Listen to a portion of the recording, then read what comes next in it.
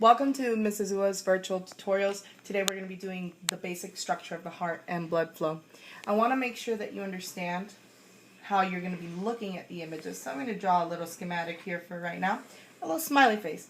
Normally we think of this as the left side and the right side because we've been taught our entire lives that this is the left and this is the right.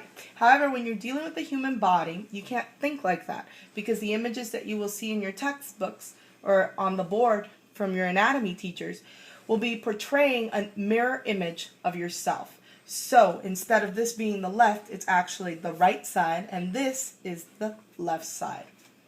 Now that we've understood that, I'm going to go ahead and erase him, and we're going to go ahead and start with the basic structure of the heart. So I'm going to go ahead and create this oval shape, and I'm going to separate it into 4 because the heart has 4 chambers. Now the two top ones, the 2 top chambers, are called the atria. That's spelled A-T-R-I-A. However, individually they can be referred to as atrium with a U-M at the end.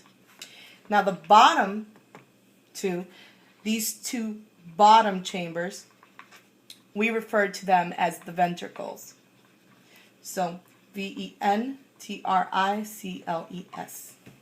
Alright, I'm going to stop so you can see the names once again. These 2 here are the atrium or atria together, and these 2 at the bottom are the ventricles.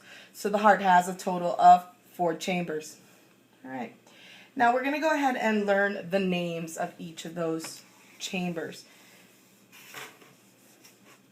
Okay, so as a reminder, this is the right side and this is the left side. It's a mirror image of us. So number 1, 2, 3, and 4. I'm going to do it in separate colors. Blue is going to represent number 1, number 2. Number 1 is known as the right atrium. Now that is abbreviated RA. Number 2 is known as the right ventricle.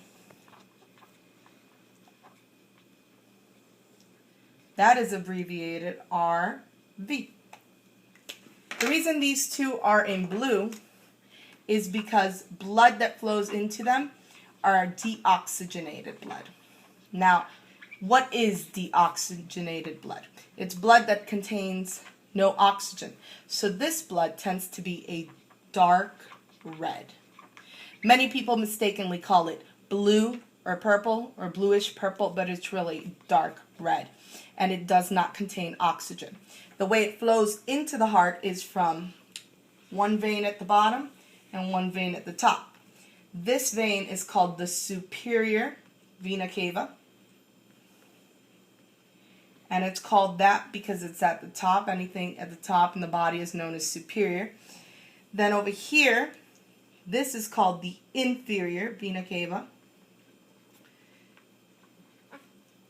And that's called inferior because it's coming from the bottom. Now a cool thing about that is that these are veins. Now I'm going to put it in blue. Veins carry deoxygenated blood to the heart.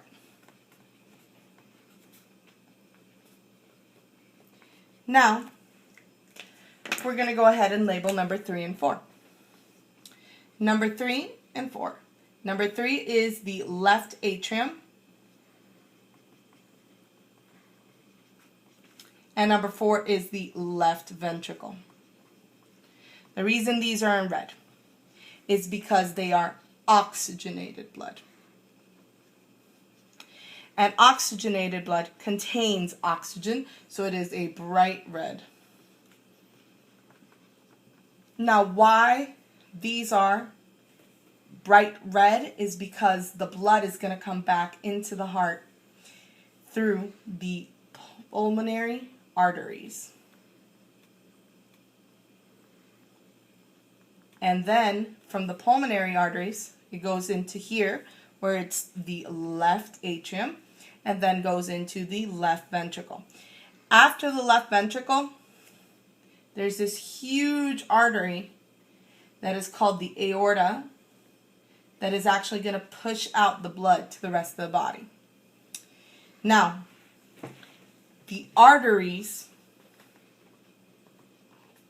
they carry blood away from the heart to the rest of the tissues. Now, there are exceptions to every rule, and we actually do contain exceptions. Right here, you see the pulmonary artery. This is an exception. Stop.